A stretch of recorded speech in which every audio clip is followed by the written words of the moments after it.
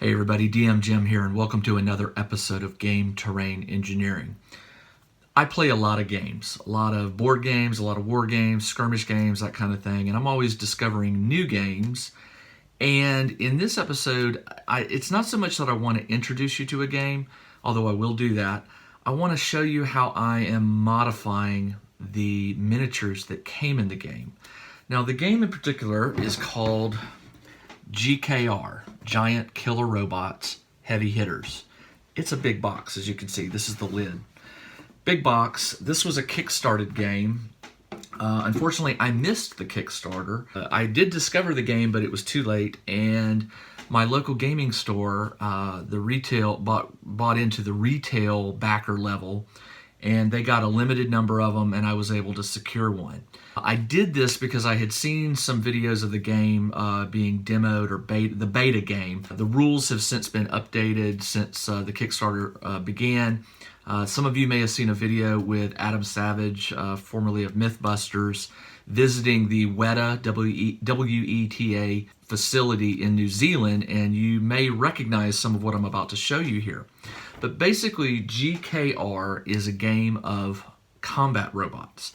And we're not talking little miniature figures like, this size. We're talking this size.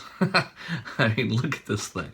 The detail work is incredible. The colors, the weathering, the decals, everything on these big robots. This is about, I guess, 5 inches tall. Do I have a ruler? Yeah, sure I do. Let's take a look here. This one right here is 5 inches tall. There's 4 robots, 4 big, they call these the heavy hitters. There's 4 of these in the box. You have this one, and I apologize, each one of them has their own name, and I haven't got those memorized yet. Here's the blue one. It's a little shorter, as you can see, but it's wider, it's heavier, more, looks, it's got a bigger gun too. Let's see, here's the green one right here, okay? And I will put some close-up pictures of these robots scattered throughout this video. Here's the yellow one. You can see the orange and the yellow one. Players are discovering their favorite of the 4. They all have different weapons, different powers and abilities. Each heavy hitter comes with 3 support robots. Like here they are. They're the smaller robots, okay? There's one that's called Recon, which is a flying robot. There's one called Combat, which is a combat one, and then there's a medical, a repair robot. So here are the 3, for the blue robot, okay? And before you think that it's just 3 of these identical in each of the different colors, no. These are unique to the blue robot. The green one, for example, here's the green flying and the blue flying. You can see they're totally different. Each color of heavy hitter has 3 support robots, totally unique, totally different abilities, weapons, things like that, and a miniature to represent them. Now, I mentioned that you could have 5. That's because, and I don't have them with me right here, but over here with the Kickstarter, and I believe once the game comes to retail, you'll be able to buy these. There were some Merc, M-E-R-C, robots. There were 4 of them. Each player during the game can choose to deploy or buy and deploy a Merc robot. So there's your 5 robots that you would have on the table. The board is done in a grid, in a hexagon, is that right? Hexagon layout. The rules are extremely easy to understand and follow. I've played this game twice now, and I am just totally loving it. I bought it because of my 2 boys. They like robots, and it looked like a game that I could play with them, set it up quick, and that they would enjoy because they'd have their own unique robot. They've picked their favorite color, and we're ready to go. But anyway, what I want to show you in this is, as I showed you earlier, here's the heavy hitter. Okay, here's the yellow one. All right, you notice the detail. The matching support robots for the heavy hitter are in the color, the base color, like this is yellow, but that's it. There's a little bit of weathering applied, but no other details have been painted. A lot of GKR players are starting to paint these and customize these to match the bigger brother, so to speak. And so that's what I'm going to do in this video. I'm not going to do all 12 support robots in this video. I'm probably going to do 1, maybe 2, maybe 3. That's it, for one particular color. And if I decide to do the remaining ones as episodes, I'll release those later on down the line. But in this episode, I'm going to tackle one robot, and since I'm holding this guy, I'll go ahead and say I'll do him. I'm going to take the yellow one, and I'm going to take his 3 support robots right here. 1, there's a lot of them, 2, and 3. And I'm going to paint these guys, or at least give them some more coloring and weathering to make them match the bigger brother there. So anyway, let's get to the tabletop, and I will start on these. Here's the heavy hitter, the big brother. And as you can see, it's got yellow, black, and white, some striping, and of course weathering. And I want to take all of that kind of detail and apply it to the 3 support robots. Now, the 3 support robots come in just plain yellow with a little bit of weathering applied. You can take a look at that and see it right here. So knowing that, what I'm going to be doing is working with black and white paint. Here I am touching hitting the combat robot with just some basic black and white areas. I'm not priming the robot, and I'm not painting the entire robot. I'm just hitting small areas of it, including one big area on its back where I'm going to paint white. The Recon robot doesn't really have any large areas, so for its white area, I painted one small gun on the front, and then of course I painted the rotors. I went white on the top with the rotors and black beneath it, which there's my black and white stripe for the Recon robot. Now, for the repair robot seen here, I tried to make it look like the big brother. It has black feet, black hands, the head is black, but on its back it has a canister, and I went with a white paint on the canister because the repair robot does not have a gun. After I got all 3 painted, I hit them with a dark tone wash to weather them, and as you can see here, they look pretty cool next to Big Brother. Okay, the support robots, 3 of them in all, are now painted and washed. This is the big brother, remember, this is the heavy hitter, okay? This is the primary robot that you play as a player in GKR, Giant Killer Robots, Heavy Hitters. This guy has a lot of different weapon options and some special abilities, whereas the 3 support ones, this one is your combat one, okay? He's combat, got a big heavy gun, and also one other thing I want you to notice, this one has marks on the front here, see these? Those indicate the front facing of the robot. He's blind from behind, okay? And there's a strategy in there called flanking that a lot of players use. Your chances are more likely of getting a better strike from behind, and also I think there's some special cards that give you special abilities if you're flanking with extra damage and stuff like that. But the support robots, these have a 360-degree, firing arc or vision arc, so you can't really get behind these guys. Now, this one right here is called the Recon. This one has an interesting ability. It can actually provide line of sight to a target when your big robot can't see it. So that's what the Recon is. Downside is the Recon, I think, only has 1 hit point, so you hit it and it's dead. Or that may be the medical. I can't remember. Here's the medical robot. The medical, as long as he's within 1 hex of the big boy, you can roll a die, and I think it's on a 6-sided die, 1 to 3, you can heal him, which means it allows you to pull one of his damaged cards out of the damage section. This game is played with the robots, but you also have cards, and these cards allow you to outfit your robots with defenses and weapons and things like that.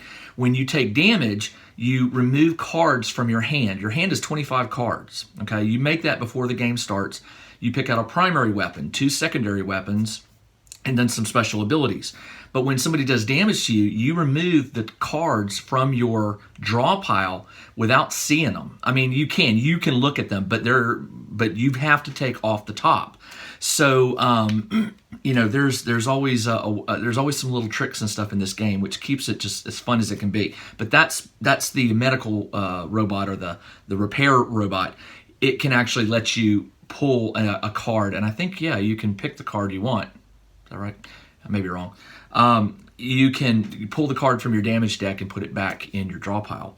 I think it has to go on the bottom of the deck, so you don't get it right back to draw the next turn. Anyway, these are only 3 of the support robots that I've painted. There are 3 more heavy hitters, just like this: blue, green, and yellow. Was this the yellow one or this was the orange one? This was the yellow one. I think it's the orange one I've got. Yellows and oranges are difficult for me. So I've got 9 more support bots to paint, and the game came with 4 mercenary bots that you can hire, and those need to be painted, and I'll probably paint those with a consistent color scheme. There was a heavy hitter large robot on the Merc team available with a Kickstarter. I didn't get that, kicking myself. I wish I had. Hopefully they'll be selling it at retail at some point and I can get it. That would have offered up a 5th robot to play the game with. But as it stands, 4 robots, 12 support robots, and 4 mercs in my kit. So I've got a lot more painting to do. But anyway, this really wasn't meant to provide any kind of tutorial. I am not a professional painter. I will say that forever and a day. And these do not look polished. I mean, I in some instances I rushed and I made mistakes, and in some instances I didn't try to hide the mistakes.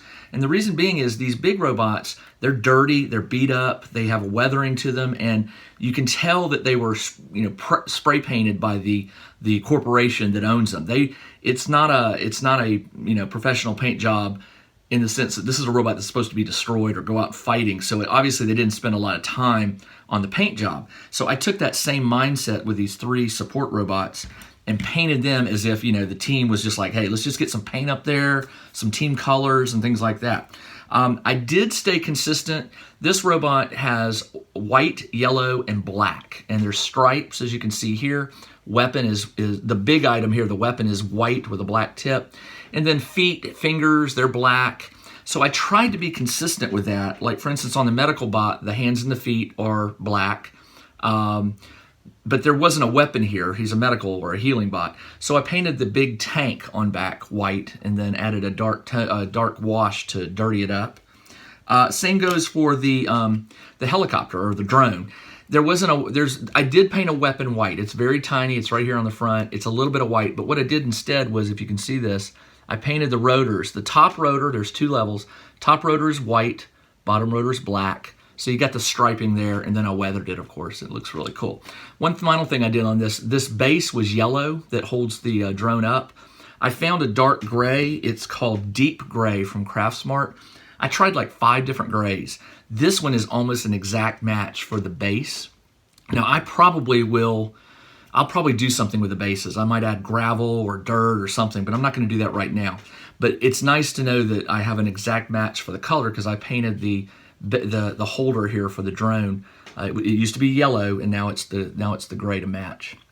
And then of course the heavy hitter here, or the combat robot of the heavy hitter, his back here is white with some dirt on it. The guns are black with some white undertones here, and then of course a stripe on the front.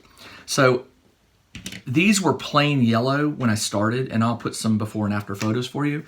But now they look like a team. Now you can tell these 3 robots are part of that particular team. Same goes for the blue, green, and orange robots.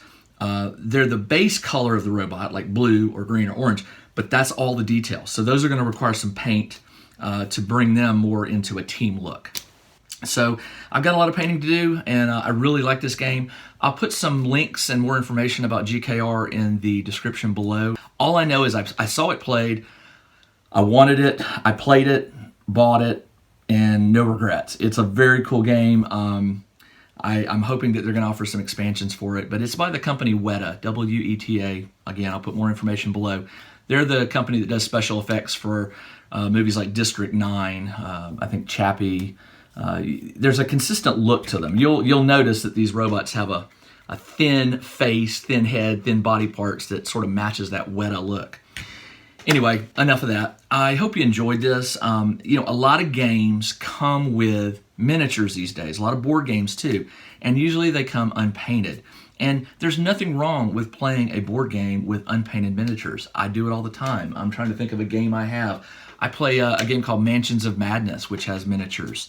And I don't paint them. I should, but I don't play that game often enough to really want to spend the time to paint those miniatures. This is a game that I do intend to play quite a bit. My boys like the look of it. They like the play of it. And so I'm going to customize each of the robots. That they each have their favorite. And so for that reason, it's not a big deal for me to spend some time to paint these robots up.